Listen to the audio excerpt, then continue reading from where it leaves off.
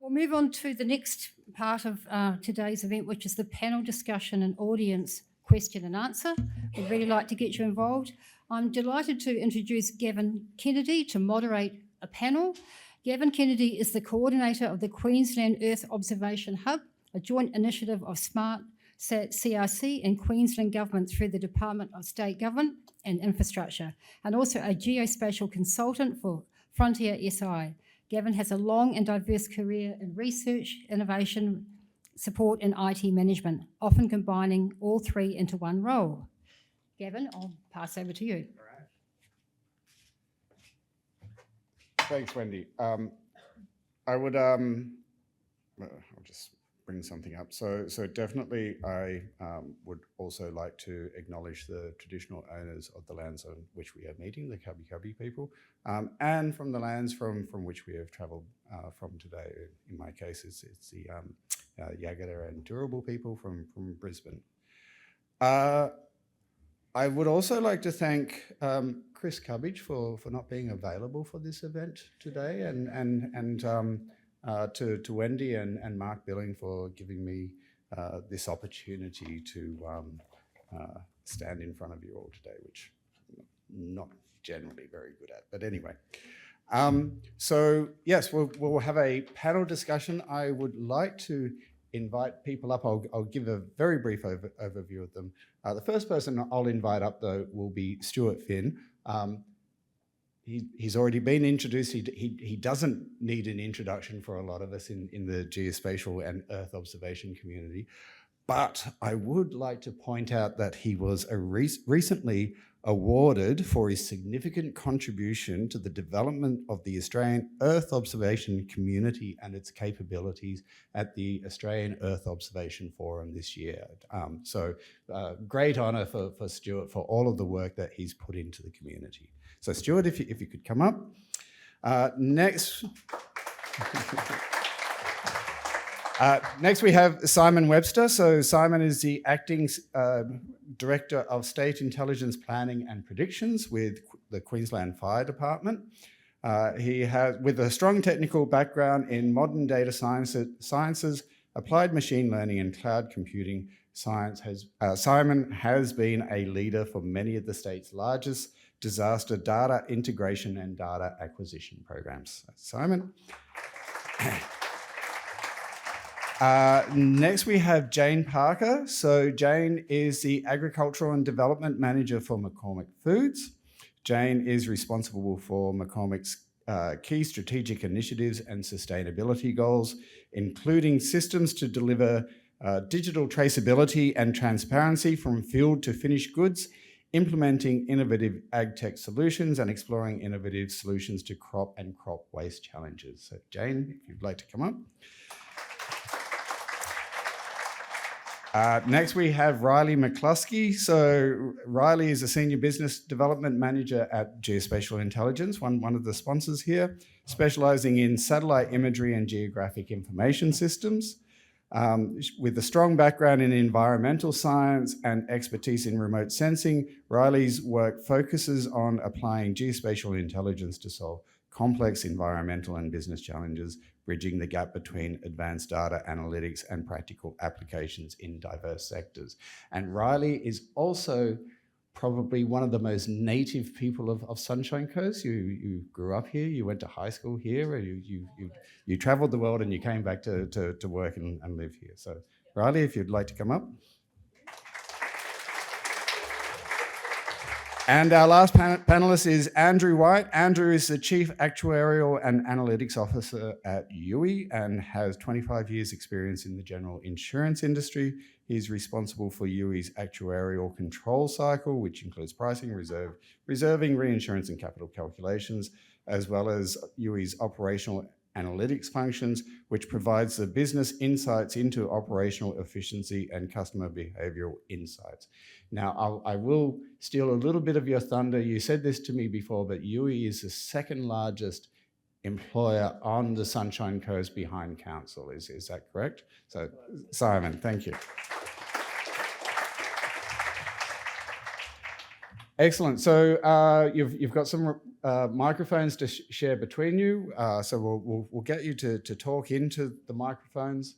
I'm sort of to the side. I might move to the front a little bit in a moment, but we'll start off with sort of general questions and we'll go along the panel to answer. How have you, in your business, used geospatial technologies and capabilities? How have you seen the use of these technologies change the way that your business operates in the industry? And starting with you first, Andrew, I think you're well placed to answer this, that it's been a big change for your industry.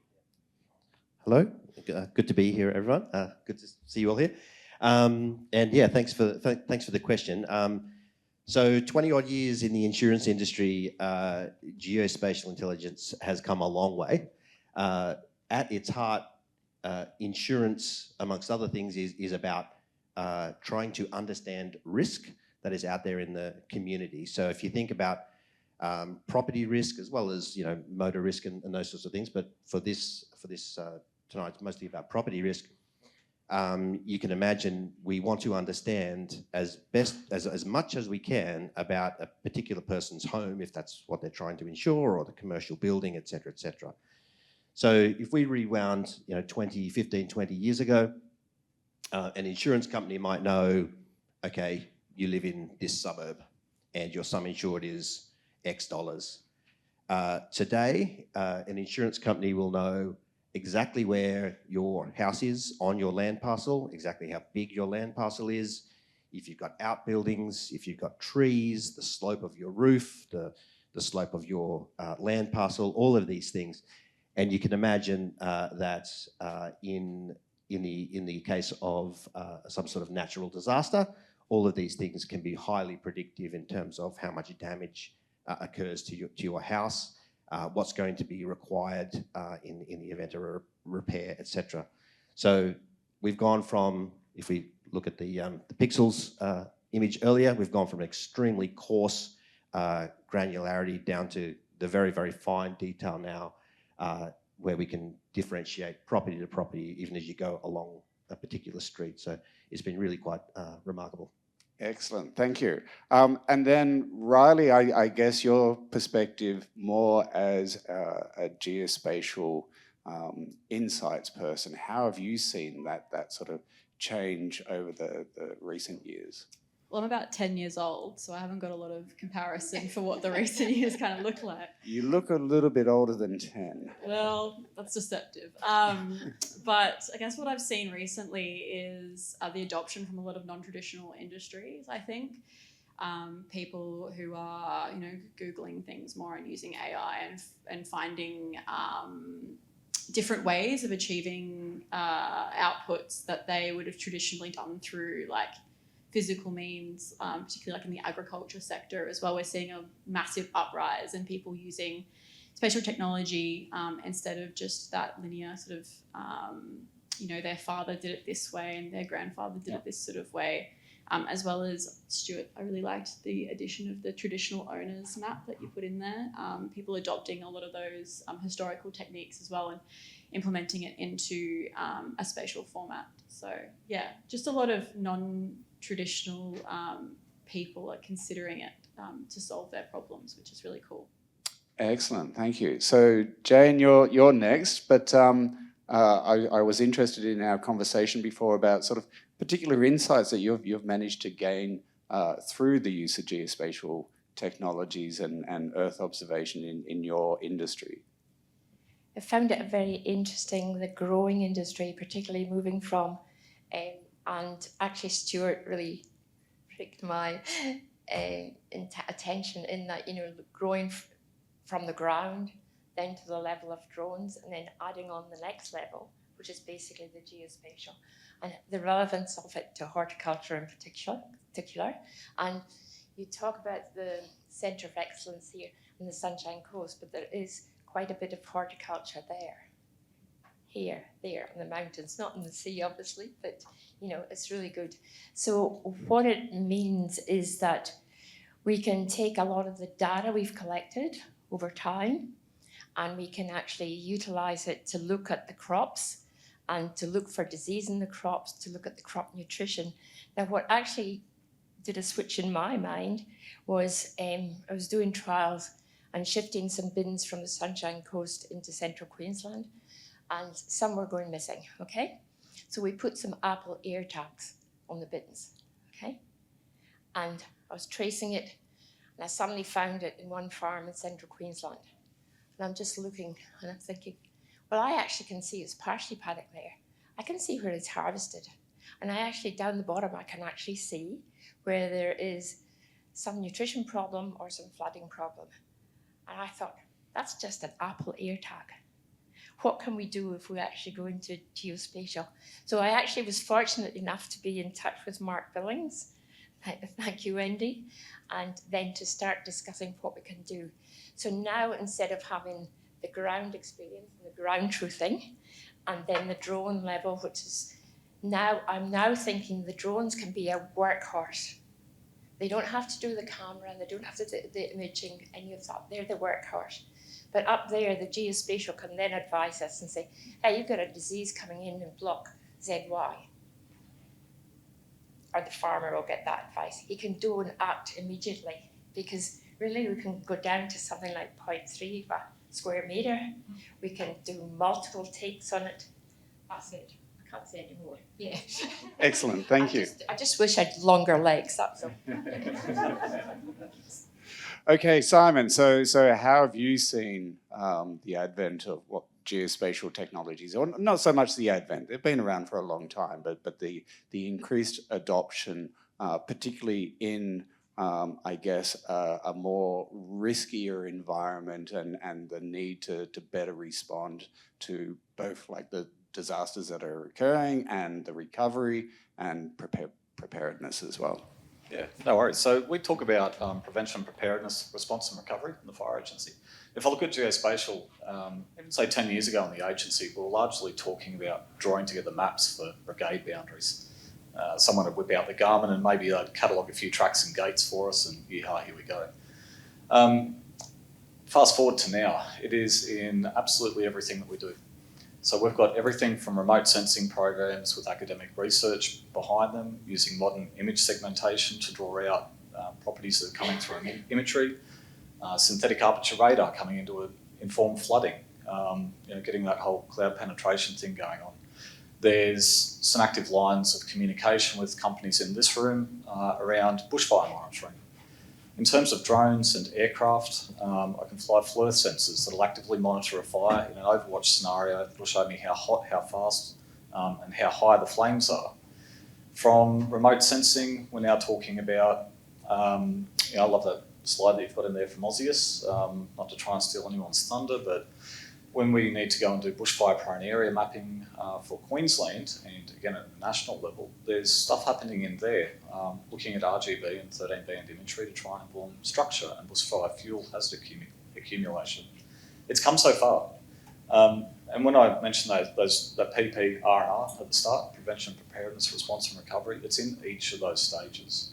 So as a government agency, we need to be on the front foot in terms of policy, and we don't want to pull those policy levers lightly. You just don't want to fire into the void and hope that you hit the mark. You want data-driven insights. It's heavily buried in there, so we have a position to start from. When the trucks turn out, when our aircraft turn out, it's there. It's monitoring, it's giving us information so we can do resource deployments. And in recovery, these days we're having to hand some of that off to other agencies who are taking up the mantle, but it's there as well. Some really cool emerging tech there. And I think just as a general observation, we have that much data that I'm excited for the next set of questions as to what does the future look like? I'll ask you first then.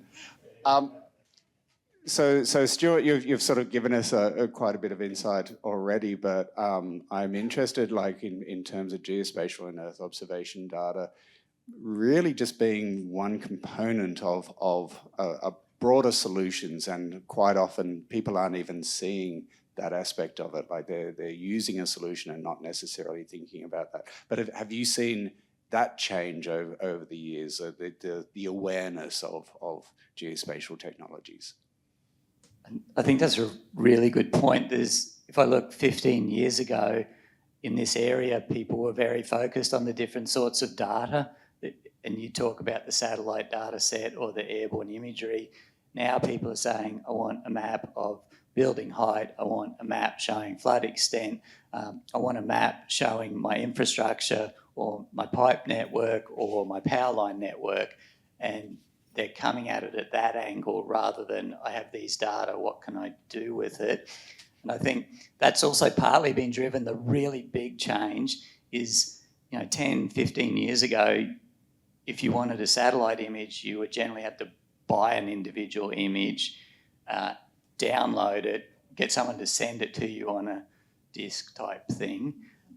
The shift now is and particularly with the companies like Google and Amazon, where we have these massive online data stores where you have the entire planet and the satellite archives that have been collected over the last 50 years and are being updated every 5 days. And they're in a format that you can engage with and build algorithms and deliver to people in a format that they can use through a web browser and tailor it to an individual industry so that the end user gets to drive it.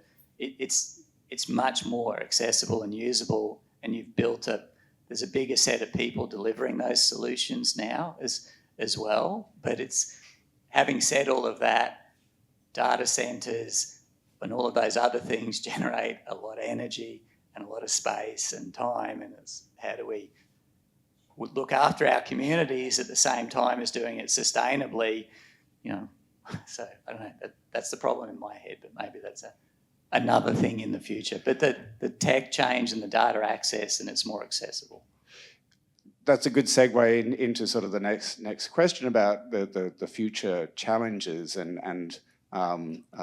well, you can now choose amongst yourselves who would like to answer that. So where do you see these geospatial technologies and capabilities being applied more in your industry? What are the challenges? What are the opportunities? And we can start with Simon, because he was looking forward to this question. I've dubbed myself in here prematurely, haven't I? Look, in our sense, it's about, I guess, bringing together things in that more integrated fashion. So speaking holistically, if I look across my, pick a thing at the moment, my ArcGIS Enterprise portals, I've got 15,000 odd items in there.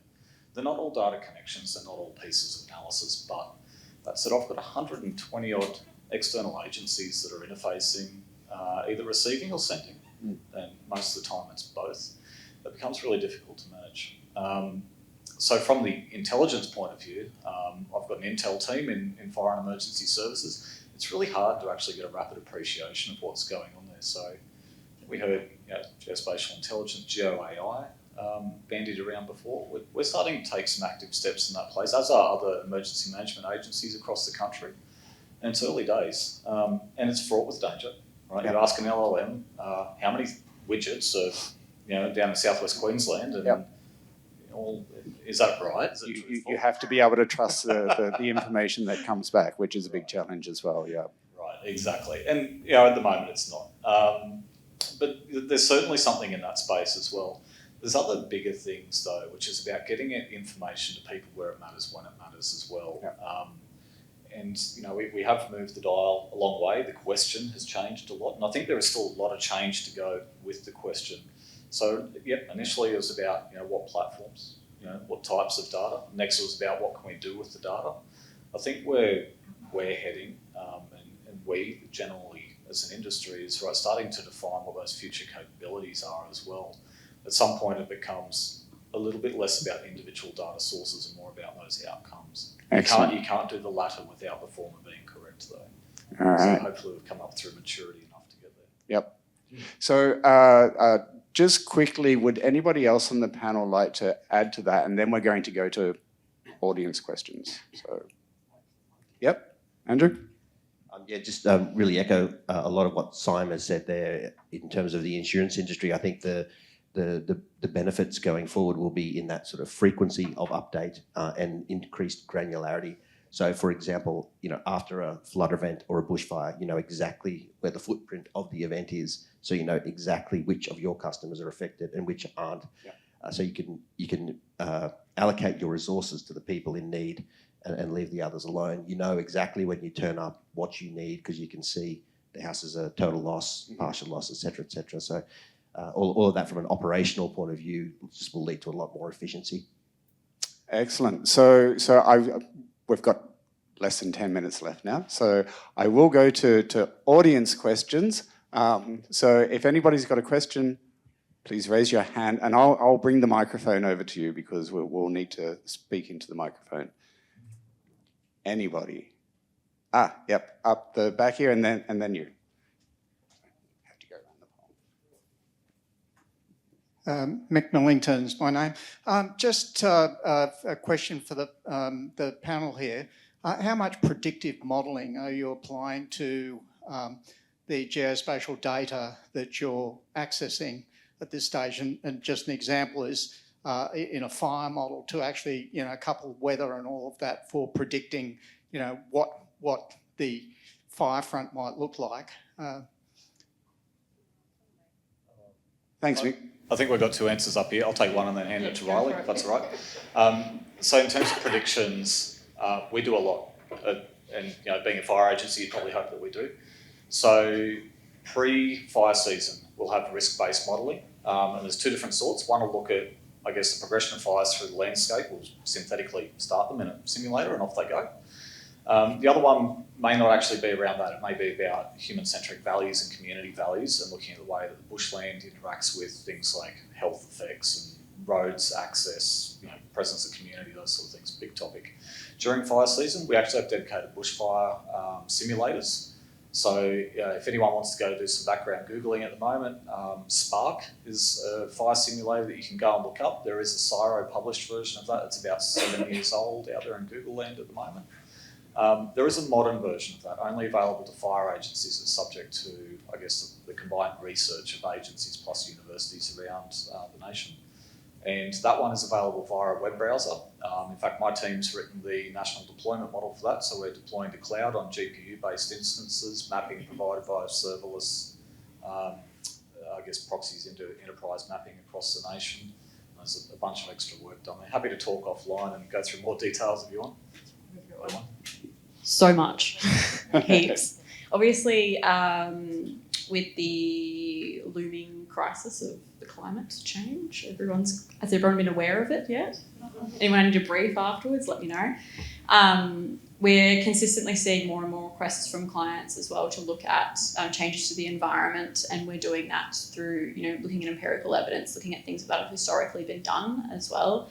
So I had a discussion today actually with someone about looking at this historical change to the Sunshine Coast in regards to our large rainfall events and how that has changed the topography of the region, and then looking at the change in imagery on those particular events to make predictive analytics for the future. So developing these models that in the future you can say what happens in tomorrow if we get 500 mils of rain, what's going to happen to the region, we can make those predictive analytics. So a lot in the agriculture sector, a lot in the insurance sector as well, because that's obviously a big concern for you guys is having those predictions and a lot, heaps. And I've actually got something as well in agriculture as well, supplying to a processing plant. Into the microphone, please. Jane. Yeah, sorry. Yeah, so in agriculture, because we're supplying to a processing plant in Palmwoods, predictive modelling is used very much for scheduling the processes through the factory, how many people are being employed on any one day, etc. So yeah, it's built in. Great, thank you. I think we had a question here. Hi, I'm Jennifer. My question is for you, Andrew, regarding insurance, so get ready. I know you talked about you understand all of the nuances of a block and its floodability or its damages. Is there a way a community could act together and say, we want to change the what's happening in this community, and could we have our land and the houses within our land reassessed to identify what's the best options for those changes? So mitigation is an incredibly important aspect to keep insurance affordability as best as it can be. A stat that's often quoted is that $1 spent on mitigation is worth $6 in post-event recovery costs. So the payoff is extremely worth it. Now, in terms of being able to identify the specific mitigations that a community could do, be it a levy or a fire break or something along those lines, that's not something that probably the insurance industry is certainly have a vested interest in, but I would think more at a council level and a more environmental science level, that's where those sorts of insights could come from.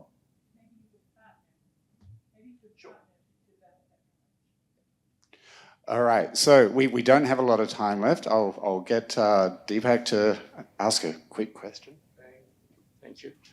So this is again an insurance question, Andrew. So I run a software company. I'm based in Brisbane and thinking of relocating to Sunshine Coast within a year's time. So that's just the background. But yeah. And the question I had always wanted to ask an insurance executive was, when will you start pricing a particular premium in a property based on extreme weather events? So it might be flood, it might be fire, so, if your house is sitting on top of a hill, I mean, where are you going to get, better pricing because it will make up, it will be flooded. The problem right now, from my contact with insurance companies, they were pricing it based on what was paid last year. So if we paid $100 last year, you're going to, increase wholesale by 10%, 110 this year. But when are we going to see, or if we're ever going to see, that sort of premium based on geospatial technologies? That's the question. Yeah, so I think those premiums are out there now.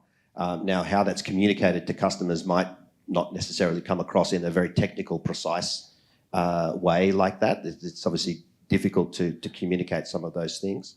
But certainly every insurance company will have that understanding of risk now. You're at the top of the hill or at the bottom of the hill, and so therefore your risk is different. There are environmental effects that do just drive everybody's premiums up, as an example. Obviously, inflation in the building industry, those sorts of things, that's going to drive everyone's price up, X% compared to last year. And then you have changes in understanding of risk that will vary around that as well. All right, so one last question from Max. I'm sorry, Sherry, we might have to take the question on notice and mingle with people and ask them your questions. So my question is not about insurance, so sorry for the rest of the panel. So my name is Max Wong. I'm the Executive Director of Symbol Solutions. We are in renewable energy development, and we've secured 3 blocks of land in central Queensland and the southeast Queensland to develop large-scale green energy industrial parks. And also green data centers or the AI computing centers. So my question is, we are in the feasibility study stage, and how close are we to using this technology to do feasibility studies, to select sites, to know the internet connections, potential hazard, weather risks, et cetera, et cetera. And the second question is for the City Council. We are setting up office here. Do you have office space in this beautiful building? Thank you. Okay, so Mayor, no, we'll answer the first question. Would anybody like to address that? Yeah, all right, I'll lean forward. In terms of site selection for things like that, the one thing that I probably can't comment on is your internet connection, but there are some really good NBN data sets out there if you have a look around. They're on GitHub.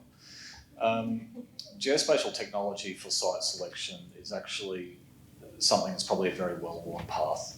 Now, in terms of your environmental data, if you're looking for greening sort of data, there are quite a lot of things on Open Data Queensland.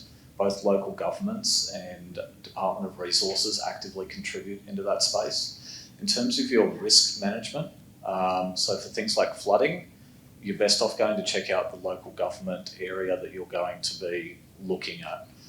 There are state-based layers, so you can look at Flood Check Queensland, that'll give you flood information, but the local government's more likely to have up-to-date information. For bushfire, the fire department, again through the open data portal, For things like cyclone, you would want to understand what wind category area you're in. Again, that's a spatial data set, Open Data Queensland. I keep coming back to the same thing. It's just getting an idea about what sort of things you would like to hedge against and then having a look at that and doing your overlay then. Yep. So Max, I would also add to that there's many businesses here that would love to help you with that type of work as well, that can help you navigate that information, can provide that sort of summary to you as well. So we're out of time, unfortunately. I've really enjoyed this and I'd love to spend, can I have another half an hour, Wendy? No, okay. But sorry, I am going to go 1 or 2 minutes over time. I just want a really quick soundbite from each of the panel, going from Andrew onwards, about what's special about the Sunshine Coast and doing business here. So very quickly. Well, stating the obvious, I'll leave the beautiful environment aside. But I mean, Youi has had great support from the local Sunshine Coast Council over the 20-odd years that we've been here as well, and that includes nights such as tonight. I've met a lot of people that has been made available as a result of that, so yeah, it's great. Thank you. I'm a bit biased. Born, raised, everything here. I've lived everywhere else, but always come back here. I think the university is such a great resource here. I went to USC and it was just such an incredible, enterprise. We have so many skilled resources here. I think the work-life balance here, I think people are moving towards more of a hybrid approach and being able to work from home or work from co-working spaces and things like that, giving people a bit more of an opportunity to grow their careers, but also like foster good family relationships. The health here is much better than living in a city. I know from personal experience, it's good to be able to get up and go for a walk in the morning in the sunshine and be able to see sunshine after I clock off. So just, yeah, all of it. Thanks, Riley. Jane? I think for me, it's the larger community, but also the communities within the community, if you know what I mean. I've moved around in the Sunshine Coast, and it's the friendliness of the community or the community that you happen to land in at the time. And also, they welcome you. And imagine being welcomed from Scotland to the Sunshine Coast. Well, I'm the opposite to Riley. Don't live up here and work in Brisbane, but have a look around the room. How many people here are innovating and developing? It's a huge amount. I don't see this forum anywhere else at the moment. That is testament to the work that's going on up here. From personal experience, a lot of our vendors coming through the door, a lot of the innovation coming through our doors at the moment is coming from Sunny Coast. So that's an absolute credit to everyone here. Woohoo! Yeah. Last one, I think just the environment for collaboration, developing geospatial capabilities. You need the people who've got the skills and expertise, but all of the people that want to work with that and develop its use, and that there's an attitude to try things, and that attitude's here. It's supported also by the local council. You've also got a university that's taking a really positive approach and a low barrier entry approach that is a bit harder at other places. So it's the right mix of all of those things to make it happen, coupled also with a lot of what Riley said as well. It's a very welcoming environment and this very strong willingness to collaborate and innovate. So it's great. Thank you very much. It's been a pleasure.